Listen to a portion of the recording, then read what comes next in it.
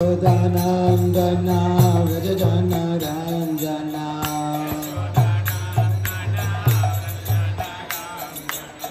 Yashodanandana Vrajajana Ranjana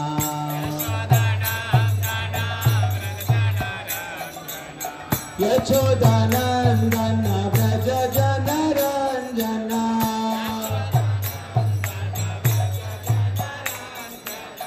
Yamuna Tira Vanachare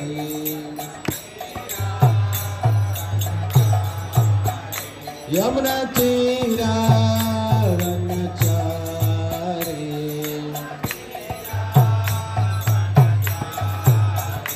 Hare Krishna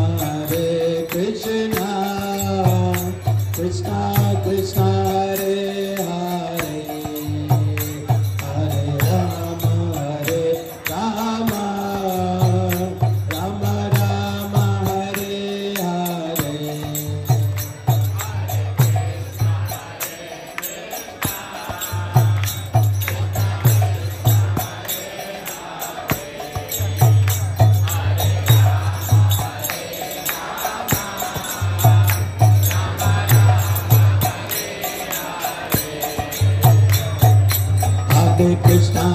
Krishna, Krishna Krishna, Hare Hare, Hare Ram, Ram Ram, Hare Hare. Bolo bolo.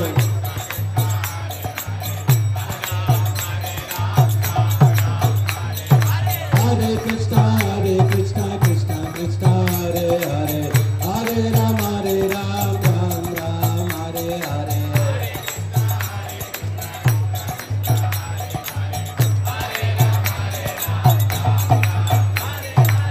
Govinda Jaya Jaya Gopala Jaya Jaya Govinda Jaya Jaya Gopala Jaya Jaya Radha Ramana Hari Govinda Jaya Jaya Radha Ramana Hari Govinda Jaya Jaya Govinda Govinda Govinda Govinda అందరూ చెప్పండి Govinda Govinda Govinda Govinda Gopala Gopala Gopala Gopala Gopala Gopala Gopala Gopala Radhe Radhe Govinda Radhe Govinda Radhe Radhe Govinda Radhe Govinda Radhe Radhe Gopala Radhe Gopala Radhe Radhe Gopala Radhe Gopala Radhe Radhe Govinda Radhe Govinda Radhe Radhe Govinda Radhe Govinda Radhe Radhe Gopala Radhe Gopala Radhe Radhe Gopala Radhe Gopala Jaya Radha Gopinada Radha Gopinada Radhe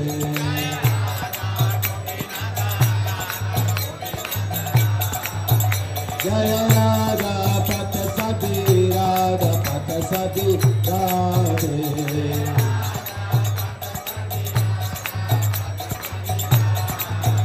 Jaya Radha Krishna Chandra Radha Krishna Chandra Radhe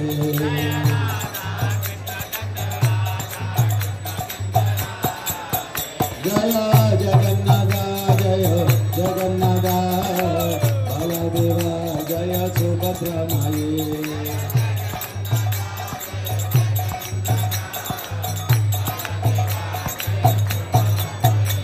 जय गोविंद श्रीनिवास गोविंद श्रीनिवास गोविंद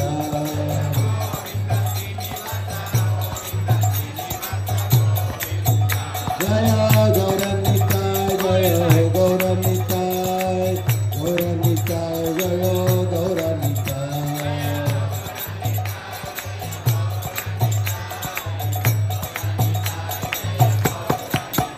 जय जय प्रभुपाद प्रभुपाद प्रभुपाद प्रभुपाद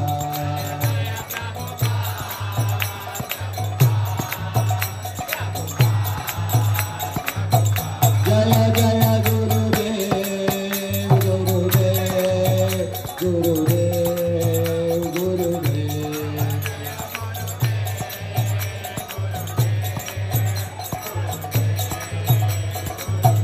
निताय गौर हरि बोल हरि बोल हरि बोल हरि बोल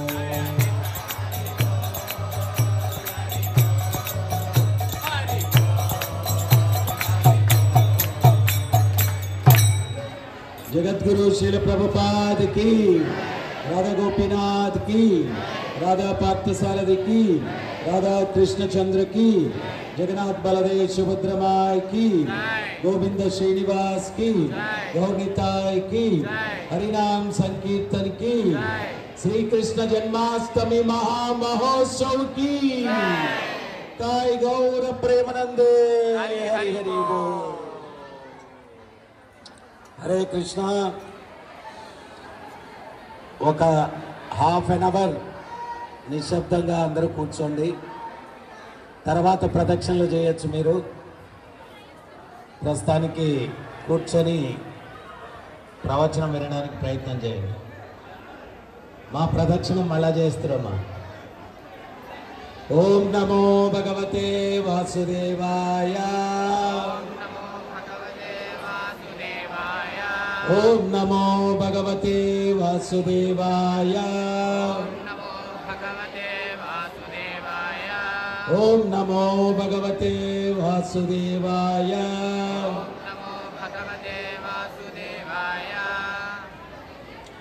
ओम अज्ञानतिमिरन्धस्य ज्ञानाञ्जनशलाकया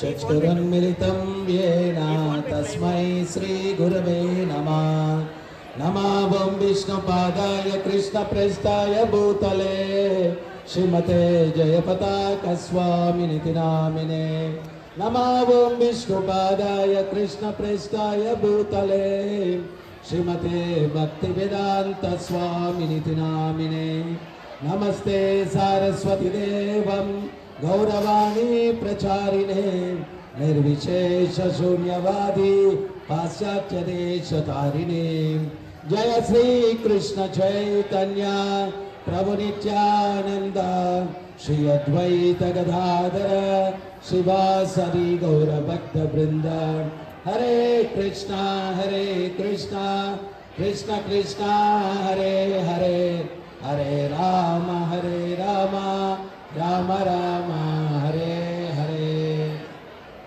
हरे कृष्ण ప్రదక్షిణలు మళ్ళా చేస్తున్నారు భక్తులు కూర్చోండి ప్రవచనానికి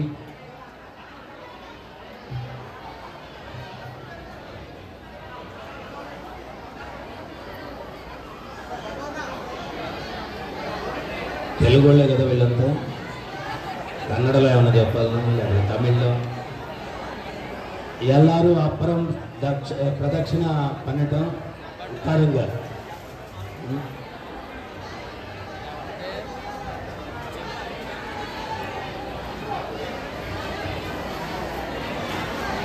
ఈరోజు శ్రీకృష్ణ జన్మాష్టమి మన భక్తులు అందరికీ తిలకాలు పెట్టేటువంటి కార్యక్రమం బాగా చేస్తూ ఉన్నారు. నాకేమనిపిస్తుందంటే ఏమో ఇన్ని వేల మంది భక్తులు అయిపోయారు, అందరూ భగవంతుడి తిలకాలు పెట్టుకొని అని చెప్పి చాలా ఆనందంగా ఉంది. మందిరం అంతా వైకుంఠ భావనలో ఉంది, గోలోక బృందావన భావనలో ఉంది. ముఖ్యంగా మనం ఏంటి అంటే మన సాంప్రదాయాలు ఇవన్నీ సిగ్గుపడుతూ ఉన్నాం. గడ్డాలు పెట్టుకునే వాళ్ళు ఏమీ సిగ్గుపడట్లేదు కదా, టోపీలు పెట్టుకునే వాళ్ళు ఏమీ సిగ్గుపడట్లేదు కదా. మరి మనం ఎందుకు పడాలి చెప్పండి? మన ధర్మం ఇది. మీరు ప్రపంచం అంతా కూడా మీరేం చేసినా ఏదో ఒక వంక పెడతారు. వాళ్ళ కోసం మీరు కాదు, భగవంతుడి కోసం. మీకు ఆ విషయం తెలుసో తెలీదో, అజామిలుడు అని చెప్పి ఆయన బ్రాహ్మణ పుట్టుక పుట్టి ఎన్నో పాపాలు చేస్తాడు. అయితే పూర్వాశ్రమంలో చాలా భక్తియుక్త సేవలు చేయడం వల్ల ఆయన కుమారుడికి అంటే నారాయణ శిలని పూజించాడంట ఆయన పతితుడు కాకముందు. అందుకని చివరిగా పుట్టిన కుమారుడికి నారాయణ అని పేరు పెట్టుకున్నాడు. పేరు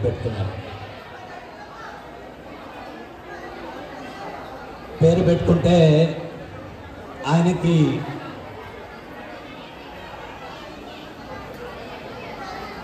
మృత్యు సమయంలో వాడి మీద ఉన్నటువంటి మమకారంతో యమకింకర్లను చూడంగానే కుమారుడి మీద ఉన్న మమకారంతో నారాయణ అన్నాడంట. అంటే తక్షణమే విష్ణుదూతలు ప్రత్యక్షమైపోయారు.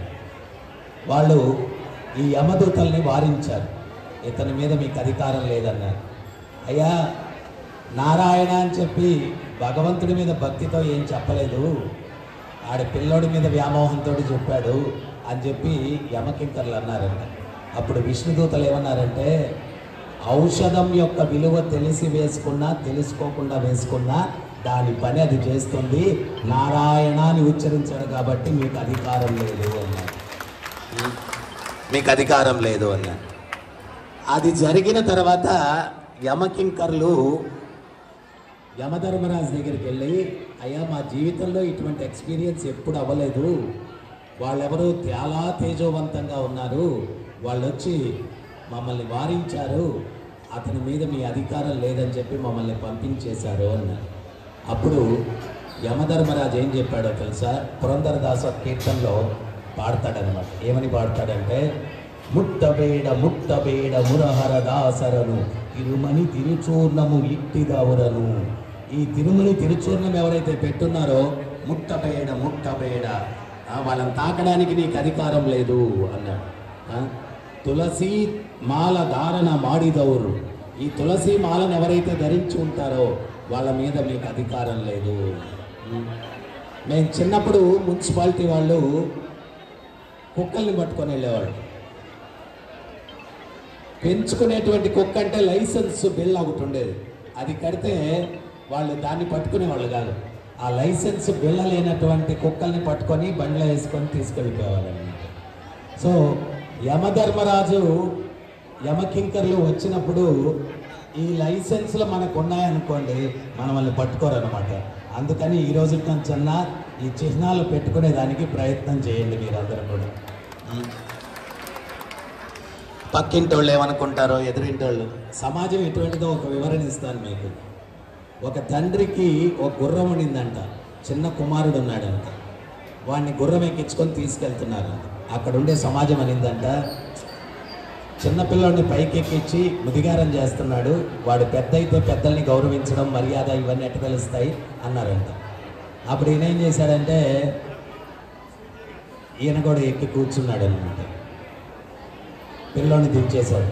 మళ్ళీ అదే సమాజం అనింది, అమాయకమైన పిల్లోని నడిపిస్తూ దున్నపోతులాగా తండ్రి గురవుతున్నాడు అన్నారు. మరి ఇది కూడా కరెక్టే కదా అని చెప్పి పిల్లోని కూడా ఎక్కించేసుకున్నాడంట. ఎక్కించేసుకుంటే మళ్ళీ అదే సమాజం అనింది, అమాయకమైన ఆ మోగజీవి గుర్రం మీద తండ్రి కొడుకులు ఏనుగుల్లాగా ఊరేగుతా ఉన్నారు అన్నారంట.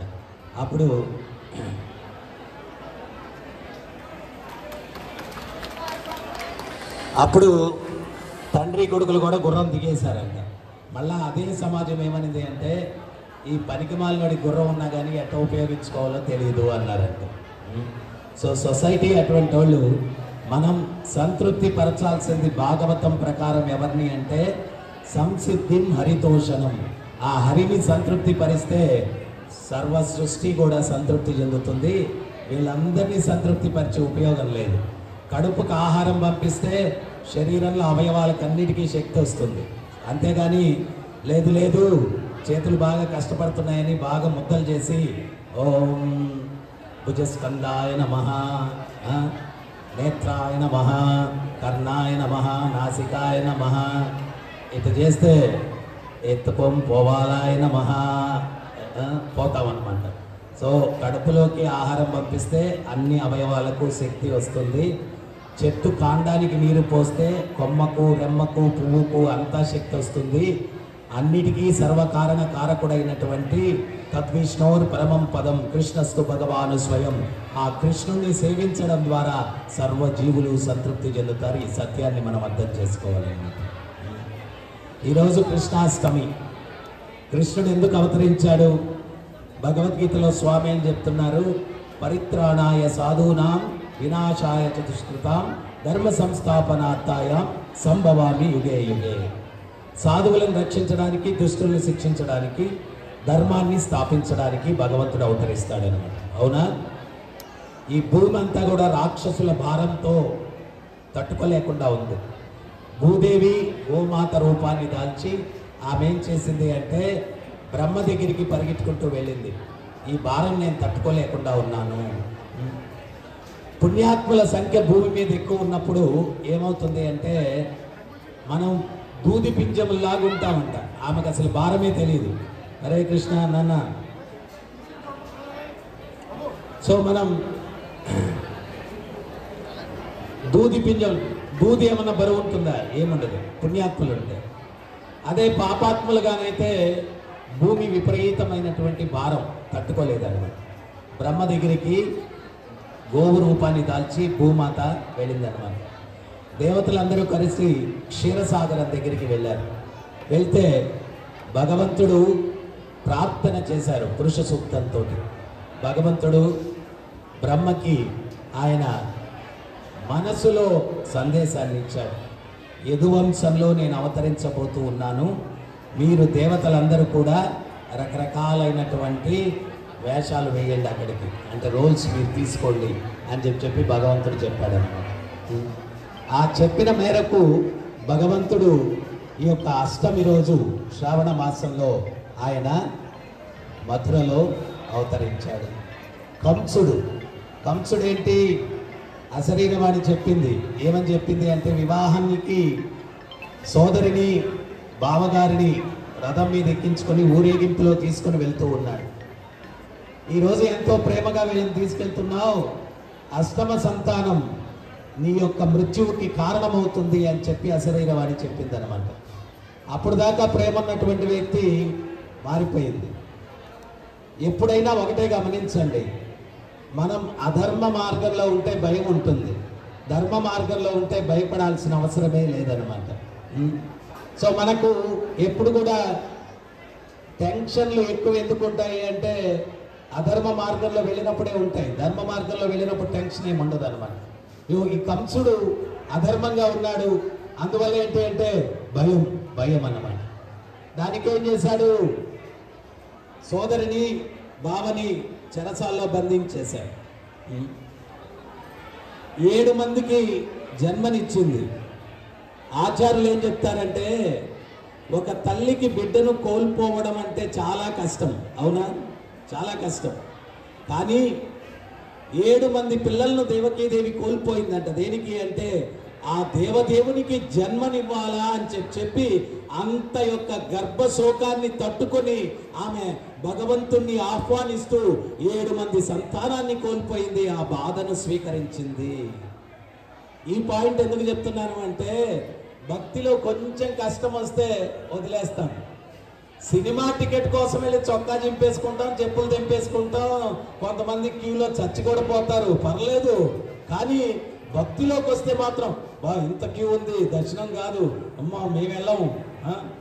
కొంచెమన్నా తపస్సు చేయాలయా భగవంతుడిని పొందాలంటే. తపస్సు లేకుండా ఆయన్ని పొందలేము. భగవంతుడు మన నుంచి చూసేది అదే. భౌతిక విషయాలకి ఎంత తప్పిస్తూ ఉన్నావు, నా కోసం నువ్వు ఎంత తప్పిస్తూ ఉన్నావు, ఇది చూస్తాడు భగవంతుడు. సో అందువల్ల భగవంతుడు ఆయన అవతరించాడు, వసుదేవునికి ఆదేశించాడు, నన్ను గోకులంలో వదిలిపెట్టమని చెప్పాడు. విపరీతమైన వర్షం, యోగమా ఏం చేసింది అంటే చెరసాల్లో ఉన్నారు, పెద్ద పెద్ద తాళాలు వేస్తున్నారు, బందోబస్తు ఉంది. భగవంతుడు ఏమైనా కానీ చేయగలడు అనమాట. భగవంతుడు ఏమైనా చేయగలడు. ఒకసారి నారదముని వచ్చాడంట ఒక పండితుడి దగ్గరికి. ఆ పండితుడు వేదాలు ఉపనిషత్తులు అన్నీ తెలుసు. ఆ పండితుడు ఏంటి అంటే నారదముని వచ్చాడు, ఆహ్వానించి కూర్చోబెట్టాడు, అన్ని మర్యాదలు చేశాడు. చేసిన తర్వాత మీరు ఎక్కడికి వెళ్తున్నారు అని అడిగాడు. నేను వైకుంఠానికి వెళ్తున్నాను అన్నాడు. అట్లయితే ఒక పని చేయండి, మీరు వెళ్ళినప్పుడు స్వామి ఏం చేస్తున్నాడో నాకు చూసి చెప్పాలా, అదే సమయంలో నేను ఎప్పుడు ఆయన్ని చేరుకుంటానో కూడా చెప్పండి, కనుక్కొని అన్నాడు. సరే అన్నాడు. తర్వాత ఇంకొంచెం ఆ ఇంట్లో నుంచి బయటకు వచ్చి కొంచెం దూరం వెళ్తే ఒక చెట్టు కింద ఒక చెప్పులు కుట్టుకునేవాడు ఉన్నాడు. ఆయన దగ్గరికి వెళ్తే నారదముని చూడంగానే సాష్టాంగ నమస్కారం చేశాడు. చేసి ఏదో ఉన్నదాంతో సపర్యలు చేశాడు. ఎక్కడికి వెళ్తున్నారు స్వామి అన్నాడు. వైకుంఠానికి అన్నాడు. నేను స్వామిని ఎప్పుడు చేరుకుంటానో అడగండి అయ్యా, మీరు వెళ్ళిన సమయంలో స్వామి ఏం చేస్తున్నారో కూడా చూసి చెప్పండి అయ్యా అన్నాడు. నారదమునికి చాలా ఫజిల్గా ఉంది. ఇద్దరు ఒకే ప్రశ్న అడిగారు ఏంటయ్యా అని చెప్పి. వైకుంఠానికి వెళ్ళాడు. వెళ్తే నారదముని చూడంగానే భగవంతుడు, ఏం నారద ఏం కబుర్లు పట్టుకొచ్చావు అన్నాడు. స్వామి మీకు తెలియని కబుర్లా అన్నాడు. కానీ నీ నుంచి వింటే కొంచెం మసాలా యాడ్ అవుతాయా చెప్పు అన్నాడు. సరే స్వామి, ఉండే కబుర్లన్నీ ఒక వ్యక్తు. చివరిగా నేను ఇద్దరు వ్యక్తులను కలిశాను. ఒకడేమో పండితుడు, నాలుక మీద వేదాలు గోదావరిలాగా ప్రవహిస్తూ ఉన్నాయి. ఇంకోటేమో సామాన్యమైన చెప్పులు కుట్టుకునేవాడు. ఇద్దరు ఒకటే అడిగారు, మిమ్మల్ని ఎప్పుడు చేరుకుంటారు అని చెప్పి అడిగారు. అప్పుడు స్వామి నవ్వుతూ ఏం చెప్పాడంటే, ఆ పండితుడు 1000 జన్మల తర్వాత చేరుకుంటాడని చెప్పు, ఈ చెప్పులు కట్టుకునేవాడు ఈ జన్మాంతరంలోనే చేరుకుంటాడని చెప్పు అన్నాడు. నారదముని ఆశ్చర్యపోయాడు. పండితుడేంటి 1000 జన్మల తర్వాత ఏంటి, వీడేమో సామాన్యమైన చెప్పులు కుట్టుకునేవాడు జన్మాంతరం ఏంటి అని చెప్పి ఆశ్చర్యపోయి, ఏంటి స్వామి అన్నాడు. అప్పుడు స్వామి అన్నాడు, ఇంకేదో కూడా అడిగారే వాళ్ళు అన్నాడు. అవునవును స్వామి, మిమ్మల్ని నేను కలిసినప్పుడు మీరు ఏం చేస్తున్నారో చూసి చెప్పన్నారు అన్నాడు. వాళ్ళకి చెప్పు, సూది రంధ్రంలో ఏనుగు దూర్చడానికి ప్రయత్నిస్తున్నానని చెప్పు అన్నాడు. అదేంటి స్వామి అన్నాడు. చెప్పవయ్యా, నువ్వు అన్నావు కదా ఆయన ఎందుకు 1000 జన్మల తర్వాత ఈయనెందుకు ఈ జన్మాంతరం, పోయి చెప్పు అన్నాడు. ఈయన వచ్చేసాడు. ఆ పండితుడి దగ్గరికి వెళ్తే పండితుడు నారదముని చూడంగానే, నారదమునీంద్ర రండి రండి, వైకుంఠం నుంచేనా నరక, ఏం కబురు పట్టుకొచ్చారు నా గురించి అన్నాడు. అయ్యా క్షమించాలా, మీరు 1000 జన్మల తర్వాత ఏంటి, 1000 జన్మల తర్వాత నేను చేరడమా, వేద పండితుడిని, వేదాలు ఉపనిషత్తులు కంఠోపాఠం పట్టినటువంటి వాడిని నేను 1000 జన్మల తర్వాత, అసలు నువ్వు వైకుంఠానికి వెళ్ళావు, వెళ్తే స్వామి ఏం చేస్తున్నారు అన్నాడు. సూదిరంధ్రంలో ఏనుగును దూర్చడానికి నేను ఏమన్నా వెర్రిబాగులోడు అనుకున్నావా, సూదిరంధ్రంలో ఏనుగునేంటాయో దూర్చేది, అసలు నువ్వు వైకుంఠానికి వెళ్ళలేదు, పోయి ఇక్కడి నుంచి అన్నాడు. ఇక్కడ ఉంటే తన్నేటట్టున్నారా బాబు అని చెప్పి నారదముని బయటకు వచ్చేసాడు. ఆ చెప్పులు కుట్టుకునేవాడి దగ్గరికి వెళ్ళాడు. చెప్పులు కుట్టుకునేవాడు సాష్టాంగ నమస్కారం చేసి సాధారణంగా ముందులాగానే ఆహ్వానించి కూర్చోబెట్టి ఏదో సపర్యలు చేసి, స్వామి నా గురించి ఏమన్నా అడిగారా అన్నాడు. అడిగారా అంటే, అప్పుడు అడిగానయ్యా, నువ్వేమీ పుణ్యం చేసుకున్నావో తెలీదు, ఈ జన్మాంతరంలోనే స్వామిని చేరుకుంటావంట అన్నాడు. మీరు వెళ్ళిన సమయంలో స్వామి ఏం చేస్తున్నారయ్యా అని అడిగారు. సూదిరంధ్రంలో ఏనుగు దూర్చడానికి ప్రయత్నిస్తున్నారయ్యా అన్నాడు. ప్రయత్నించడం ఏమిటయ్యా, ఈ పాటికి ఎప్పుడో దూర్చేసి ఉంటాడయ్యా అన్నాడు.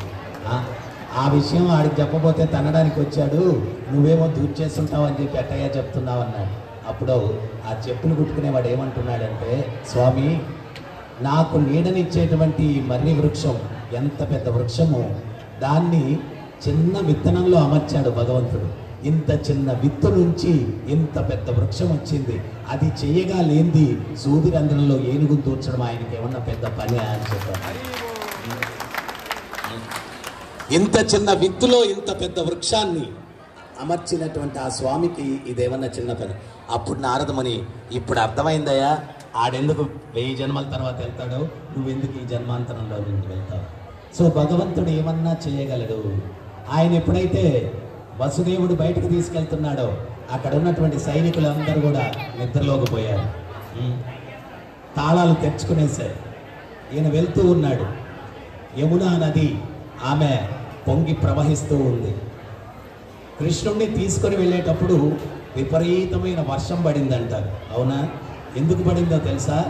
మేఘాలన్నీ నిండుగా ఉన్నాయంట. ఆ కృష్ణ కన్నయ్య బాల ముకుందుని యొక్క దివ్యమంగళమైన రూపాన్ని చూసి అవి కరిగిపోయాయంట. వర్షం కాదది, ఆ మేఘాలు కరిగి వర్షించాయి.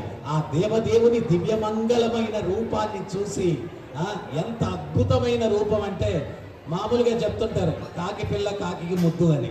మన పిల్లలు వాడు ఎట్టున్నావని, నల్లగా ఉన్నాయి, తెల్లగా ఉన్నాయి, చెట్టుముక్క అవని, ఏదైనా కానీ పిల్లోడు చాలా ఇదిగా ఉంటాడు. ఒక ఊహించుకోండి, అఖిలాండ కోటి బ్రహ్మాండ నాయకుడు ప్రభుపాదులు వారు చెప్తారు, ఈ సృష్టిలో ఎన్ని అందాలు ఉన్నా కానీ ఆ అందాలను చూసినప్పుడు ఒకటి మీరు జ్ఞప్తికి తెచ్చుకోండి, ఈ అందమే ఇంత అందంగా ఉంటే ఆ అందాన్ని సృష్టించిన వాడు ఇంకెంత అందంగా ఉంటాడో మీరు గుర్తుకు తెచ్చుకోండి అనేవారు ప్రభుపాదులు వారు, స్వామి ప్రభుపాదులు వారు. సో అంత అద్భుతమైన దేవదేవుడు ఆ బాల గోపాలునిగా ఆయన అవతరించాడంటే ఎంత అందంగా ఉండి ఉంటాడో, ఆ అందాన్ని చూసి ఆ మేఘాలు కరిగిపోయి వర్షించాయంట. అందుకని వర్షం పడింది. సో ఆ యమున దారిచ్చింది. ఈయన నడుచుకుంటూ వెళ్తూ ఉంటే మళ్ళా పొంగుతుందంట. ఎందుకు పొంగుతుందని ఆచార్యులు ఏం చెప్తారు అంటే, ఆ బుట్టలో నెత్తిన పెట్టుకొని పోతుంటే ఆ చిన్ని కృష్ణుని యొక్క పాదాలు, చిన్నపిల్లలు ఏం చేస్తారు, కాళ్ళు ఇట్లా ఆడిస్తూ ఉంటారు. మా తాత చెప్పేవాడు, వీడు సైకిల్ బలే దొక్కుతున్నాడు రా ఈడు అనేవాడు అనమాట. వాడు కాళ్ళు ఇట్లా ఆడిస్తూ ఉంటాడు. సో సైకిల్ బలే దొక్కుతున్నాడు. సో కాళ్ళు ఇట్లా ఆడిస్తూ ఉంటాడు. కృష్ణుడు కాళ్ళు ఆడిస్తూ ఉంటే ఆ యమున ఆదేశమేమో భగవంతుడు ఏం చెప్పాడు అంటే, వసుదేవునికి మార్గం ఇవ్వాలని ఆదేశం ఉంది. కానీ ఆ యమున ఆగలేకుండాదంట, పొంగుతుందంట. ఎందుకు పొంగుతుంది అంటే, ఆ బాలగోపాలుని యొక్క పాద పద్మములను స్పృశించాలా అని చెప్పి యమున పొంగి ఆ పాదాలు తాకిన తర్వాత ప్రసన్నమై తగ్గిపోయిందంట యమునమ్మ తల్లి. ఆ భగవంతుని పాదాలు తాకిన తర్వాత ఆ రకంగా ఆయన గోకులానికి వెళ్ళాడు. గోకులానికి వెళ్ళిన తర్వాత అక్కడ పెట్టి యోగమాయని తీసుకొచ్చేసాడు. నేను కొంచెం షార్ట్ కట్లో వెళ్ళిపోతాను, డీటెయిల్స్లోకి వెళ్ళిపోతే మనకి ఈరోజు సరిపోదు. సో అక్కడ వదిలేసి వచ్చేసారు. వచ్చేసిన తర్వాత గర్గముని వచ్చాడు, నందబాబా పిలిపించాడు అనమాట. కృష్ణుని యొక్క జాతకం చెప్పాడు ఆయన. ఏమని చెప్పాడంటే, అహోభాగ్యం, నువ్వు ఎంత భాగ్యం చేసుకున్నావయ్యా, నీ ఇంటిలో అవతరించిన ఈ బాలముకుందుడు ఎవరో కాదు, సాక్షాత్తు ఆ శ్రీమన్నారాయణుడే అని చెప్పాడంట. సాక్షాత్తు ఆ శ్రీమన్నారాయణుడే అని చెప్పాడంట. కంసునికి ఇన్ఫర్మేషన్ వెళ్ళిపోయింది. ఏమని? నన్ను సంహరించేటువంటి మృత్యువు గోకులంలో పెరుగుతున్నాడు. నారదముని చెప్పేశాడు. ఊరికే ఉంటాడా? దుష్ట సంహారం చేయాలంటే కీ ఇచ్చి వదిలిపెట్టాలి ఈ దుష్టులను అందరినీ కూడా. సో వాళ్ళు భగవంతుడు వాళ్ళు ఎంత రెచ్చిపోతే అంత వాళ్ళని త్వరితగతిలో వాళ్ళని సంహారం జరుగుతుందన్నమాట. అప్పుడు ఈయనేం చేశాడు, పూతన అన్నటువంటి భయంకరమైనటువంటి రక్కసిని పంపించాడనమాట. ఆమె అష్టసిద్ధులు కలిగినటువంటి రక్కసి అన్నమాట, భీకరమైన రాక్షసి. ఆమె చనిపోయినప్పుడు ఎంత పొడవు ఉందంటే 12 యోజనాల పొడవు ఉందంట, అంత పెద్ద రక్కసి అన్నమాట. కానీ ఆమె ఏం చేసింది అంటే తన రూపాన్ని చాలా సుందరంగా మార్చేసుకునింది అనమాట. చూసే వాళ్ళకి ఏమనిపిస్తుంది అంటే, అరే అరే నారాయణుడు నంద మహారాజు ఇంట్లో పుట్టినాడు కదా, ఆ నారాయణుణ్ణి చూడ్డానికి లక్ష్మీదేవి స్వయంగా వస్తున్నట్టుంది అని చెప్పి ఆ గోపికలు వీళ్ళందరూ కూడా భావించారంట. ఆమె చేతిలో ఒక కమలం పుష్పాన్ని పట్టుకొని చాలా వయ్యారంగా నడుచుకుంటూ వస్తూ ఉంది. ఆ నడక అవన్నీ చూస్తే పూతనని చూసి అందరూ ఈమె లక్ష్మీదేవి లక్ష్మీదేవి అని చెప్పి ఎవ్వరూ కూడా ఆమెను ఆపలేదు. ఆమె నేరుగా వెళ్ళింది, కృష్ణుడిని తీసుకునింది. విషపూరితమైనటువంటి చనుబాలు ఇవ్వడానికి ఆమె కృష్ణుని తీసుకుని వెళ్ళి, ఆమె కృష్ణుని తీసుకుని వెళ్తూ ఉంటే కృష్ణుడు భారం పెరుగుతూ ఉన్నాడు అనమాట. ఆ పాలు ఇచ్చేటప్పుడు ఆ పాలతో పాటు కృష్ణుడు ఏం చేశాడంటే ఆ ప్రాణవాయువును కూడా లాగేశాడు అనమాట. ఆయన ఏమైనా చేయగలడు. సో ఆ రక్కసి ప్రాణం వదిలేసింది.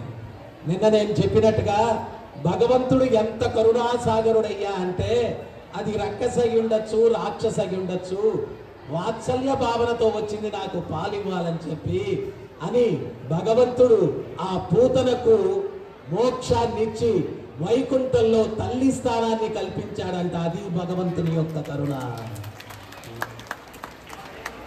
చిన్న సేవ చేయండి, మర్చిపోడు. ఈరోజు మనందరం కూడా ఇక్కడ కూర్చొని ఉన్నామంటే ఏదో కొంచెం ఎప్పుడో తెలుసో తెలియకో సేవ చేయబట్టి ఆయన మర్చిపోలేదు కాబట్టి ఆయన బర్త్డే ఫంక్షన్కి మనందరినీ పిలుచుకున్నాడు అనమాట. లేకపోతే ఆయన బర్త్డే ఫంక్షన్ ఎవరు వస్తారు, 3 కోటి దేవతలు వస్తారు, వాళ్ళకి ఇన్విటేషను. కానీ మనకి ఈరోజు వచ్చింది, మనం ఆయన సన్నిధిలో కూర్చొని ఉన్నామంటే ఏదో ఎప్పుడో కొంచెం చేసుకున్నాం కాబట్టి ఆయన ఇన్వైట్ చేశాడు మనల్ని. మనం వచ్చాం, ఇక్కడ కూర్చున్నాం. ఒకరోజు బాలకృష్ణుడు వెన్న దొంగతనం చేయడానికి వెళ్ళాడంట. అమ్మ బాగా చిలికేసి పాలు పొంగిపోతున్నాయని చెప్పి వెన్నకుండ అక్కడ పెట్టేసి వెళ్ళిపోయిందంట. ఈయన దోగాడుకుంటూ వెళ్ళిపోయి ఆ వెన్నకుండ పట్టుకున్నాడు. వెన్న పట్టుకోగానే బాగా బ్రైట్గా వచ్చేసింది మొహం. ఎప్పుడు బ్రైట్గా లేదు కానివ్వండి ఆయనది, చాలా తేజస్సుతోటి. భగవంతుడు చాలా ఆనందపడిపోయాడు. మీకు ఎన్నోసార్లు చెప్పాను, వెన్న అనేది ఎందుకు అపహరిస్తాడు అంటే విశ్వనాథ్ చక్రవర్తి ఠాకూర్ చెప్పాడు, కృష్ణుడు ఏ వర్ణంలో ఉంటాడు? శ్యామవర్ణం, నల్లగా ఉంటాడు. వెన్న ఎట్లా ఉంటుంది?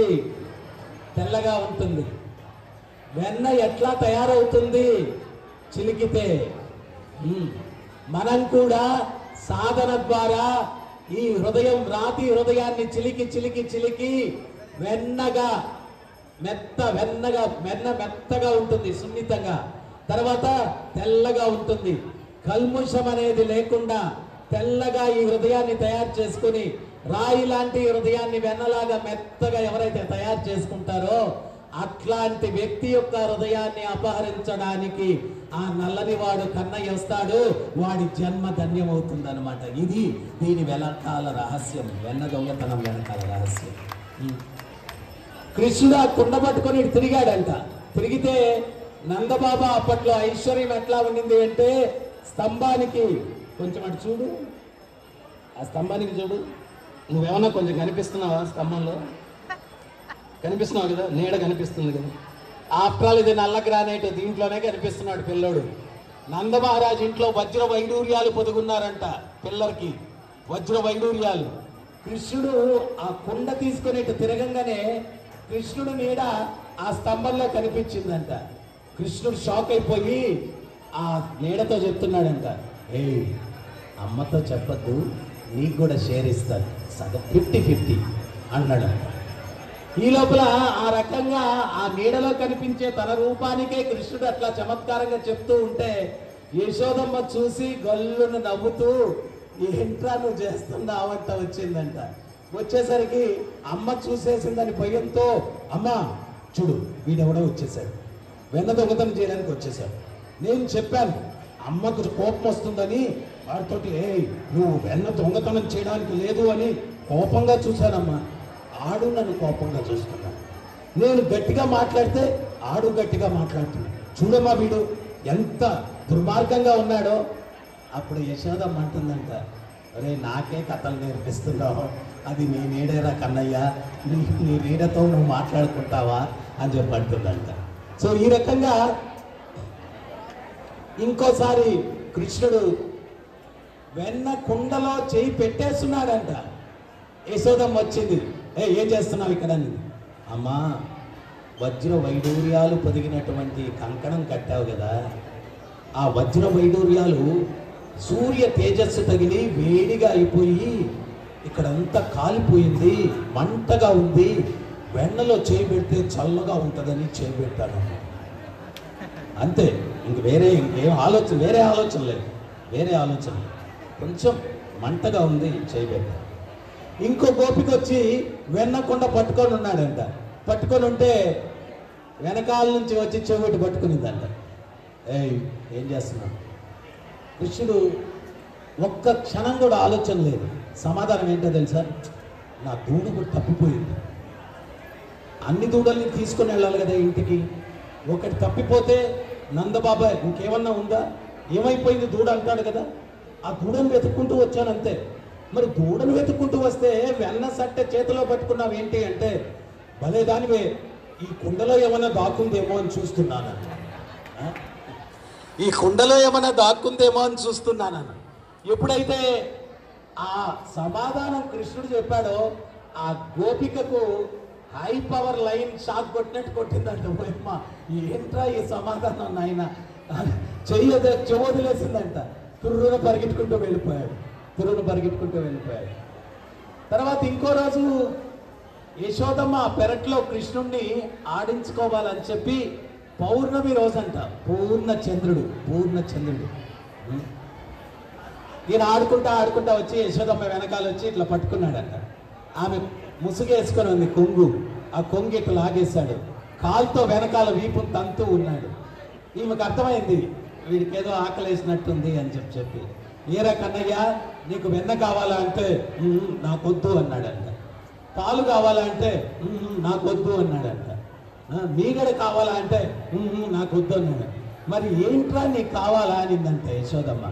అప్పుడు ఆకాశానికి చూపించాడంట. చూపించి ఇప్పుడే చిలికినటువంటి ఆ వెన్న కావాలి నాకు అన్నాడంట. మరి ఆ వెన్న ఎవరు అంటే చంద్రుడు అనమాట, చంద్రుడు. అప్పుడు యశోదమ్మకి ఏం అర్థం కాలేదు, చంద్రుడిని అట్టు తీసుకురావాలి ఇప్పుడు. అరే నాయన అది రాజహంసరా వెన్న కాదు అనిందంట. అంటే మరి ఆ రాజహంసనే తీసుకురా నేను ఆడుకుంటాను అని చెప్పాను. మళ్ళా రాజహంస కాదురా నాయన చంద్రుడు అని, మరి ఆ చంద్రుడినే తీసుకురా నేను ఆడుకుంటాను అంటే, నాయన చంద్రుణ్ణి తీసుకురావచ్చు నువ్వు అన్నట్టు ఇప్పుడే చిలికిన వెన్న, కానీ దురదృష్టం ఏంటి అంటే ఆ వెన్నలో కొంచెం విషం చేరింది, అందుకే చూడు నల్లని మచ్చలు ఉన్నాయి చంద్రుల్లో అని చెప్పిందంట. అవునా, విషం ఉందా, ఏమవుతుంది, అయినా ఎట్ట పుట్టింది అన్నాడంట. అప్పుడు ఈమె చెప్తుందంట, క్షీరసాగరాన్ని రాక్షసులు దేవతలు కలిసి మందర పర్వతం పెట్టి వాసుకి సహాయంతో చిలికారు. అప్పుడు ఆ వాసుకి నోటిలో నుంచి విషం చిలికేటప్పుడు విషం కక్కితే దాన్ని మహాదేవుడు తాగాడు. ఆయన నోటిలో నుంచి వచ్చినటువంటి విషాన్ని పాములు తాగాయి, అందుకని అవి విషపూరితంగా ఉంటాయి. అప్పుడు కృష్ణుడు అంటున్నాడంట, క్షీరసాగరం అని చెప్పి అంటున్నావు తల్లి, ఎన్ని గోవుల పాలతోటి తయారు చేశారు అది అన్నాడంట. గోవుల పాలతోటి కాదురా నాయన తయారు చేసింది, ఆ గోవులనే సృష్టించినటువంటి ఆ దేవదేవుడు సృష్టించాడు అని చెప్పిందంట. ఎవరు ఆయన అనిందంట. ఆయన సృష్టికర్త అని చెప్పాడంట. సో తర్వాత ఈ కథ చెప్తూ ఉంటే కృష్ణుడు నిద్రపోయాడు. తీసుకెళ్ళి బంగారు పాన్పు మీద పవళింపజేసిందంట. ఇంకోసారి ఒక గోపిక అనుకునిందంట, కృష్ణుడు ఈరోజు మన ఇంటికి వస్తే ఖచ్చితంగా పట్టుకోవాలి వెన్న దొంగతనానికి.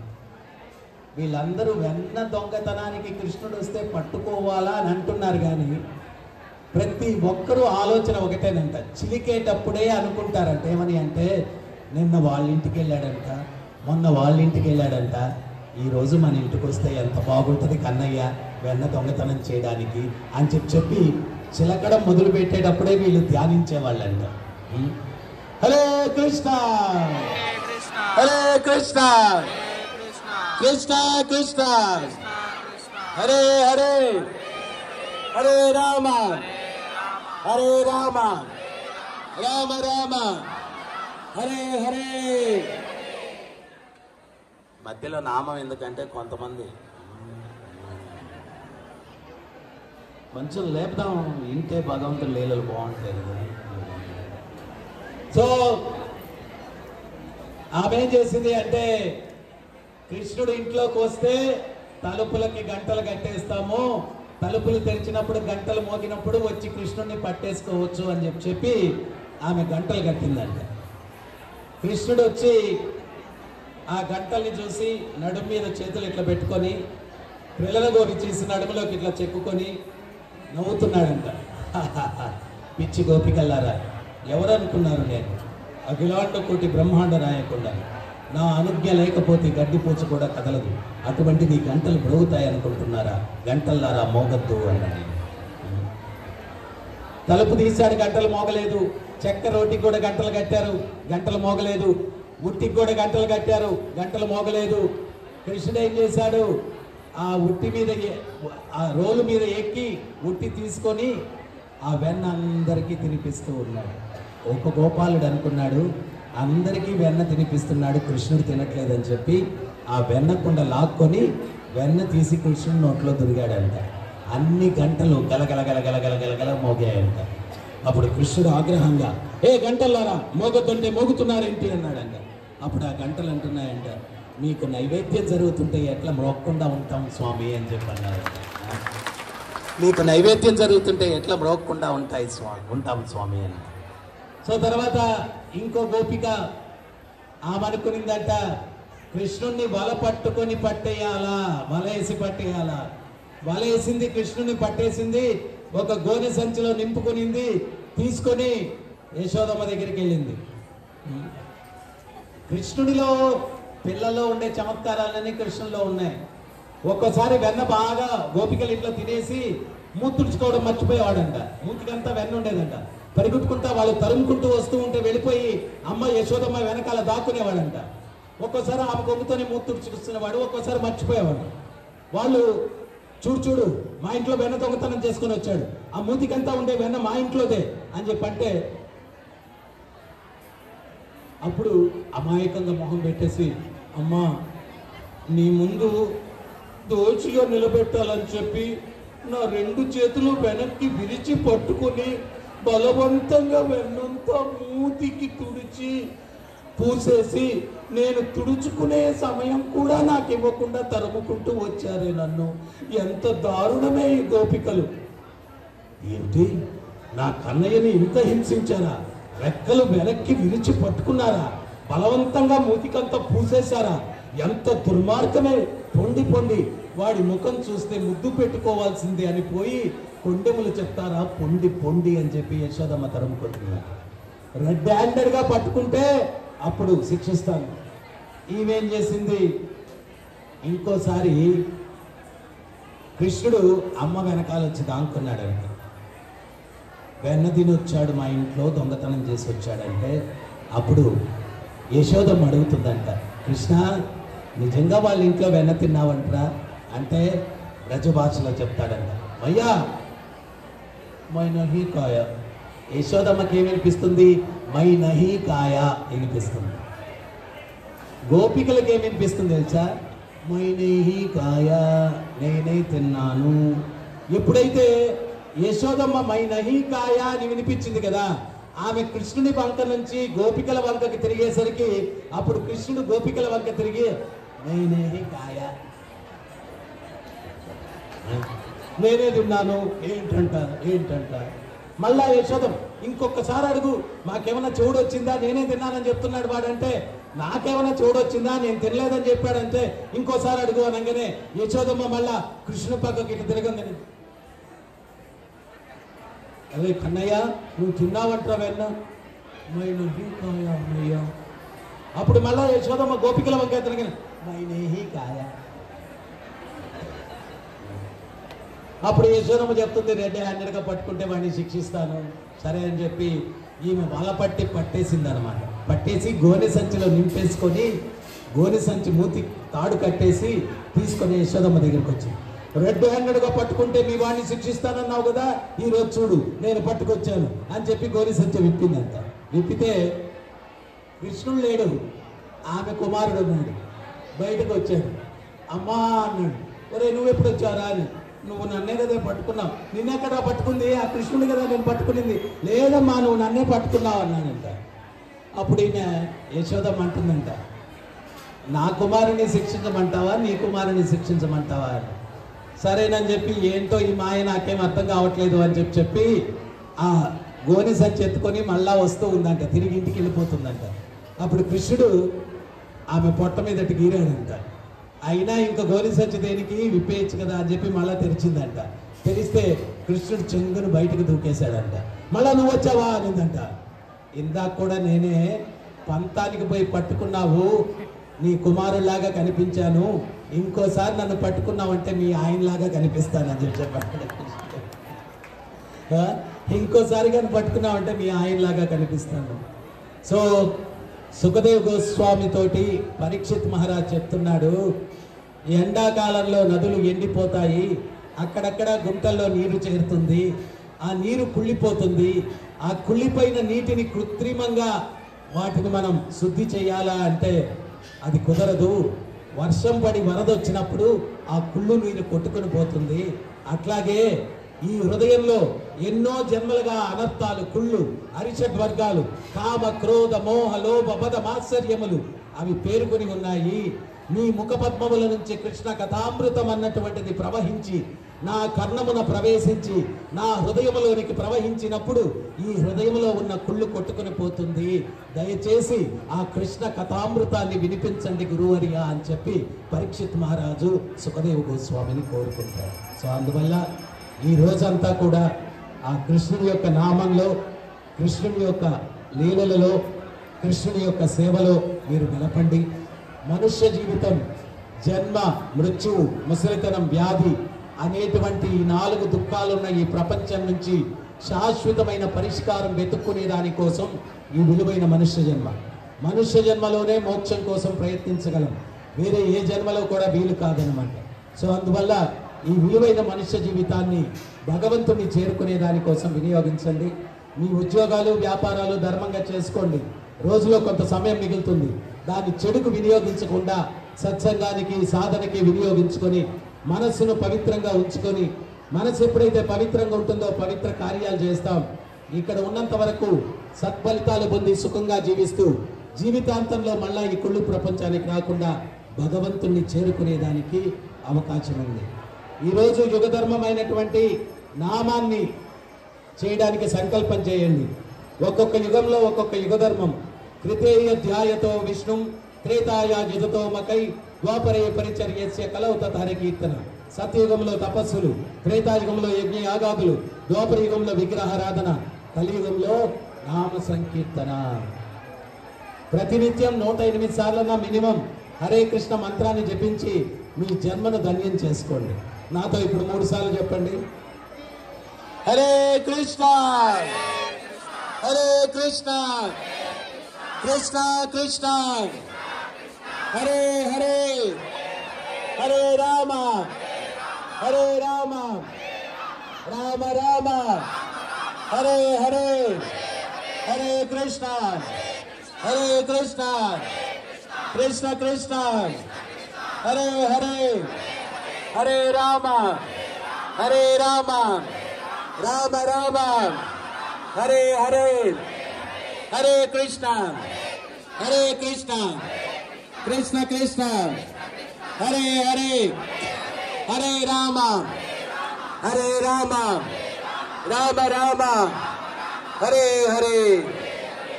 ప్రతినిత్యం జపించండి, ఆనందించండి, తరించండి. ఈరోజు ఈ కింద సెలార్లో చిన్నపిల్లలకి కాంపిటీషన్స్ పెట్టారు. కాలేజీ, స్కూల్ పిల్లలకి వాళ్ళకి ప్రైజ్ డిస్ట్రిబ్యూషన్ జరుగుతుంది. తర్వాత మధ్యాహ్నం ఉట్లోత్సవం ఉంటుంది, సాయంత్రం తెప్పోత్సవం ఉంటుంది. దాని తర్వాత మళ్ళా సాయంత్రం కృష్ణ కథామృతం ప్రవచనం ఉంటుంది. దాని తర్వాత కుంభాభిషేకం ఉంటుంది స్వామివారికి. తర్వాత మనందరికీ ఇష్టమైన ప్రసాదం ఉంటుంది. సో ఈ కార్యక్రమాలన్నింటిలో కూడా పాల్గొని ఆ దేవదేవుని యొక్క అనుగ్రహానికి పాత్రలు కండి. హరే కృష్ణ.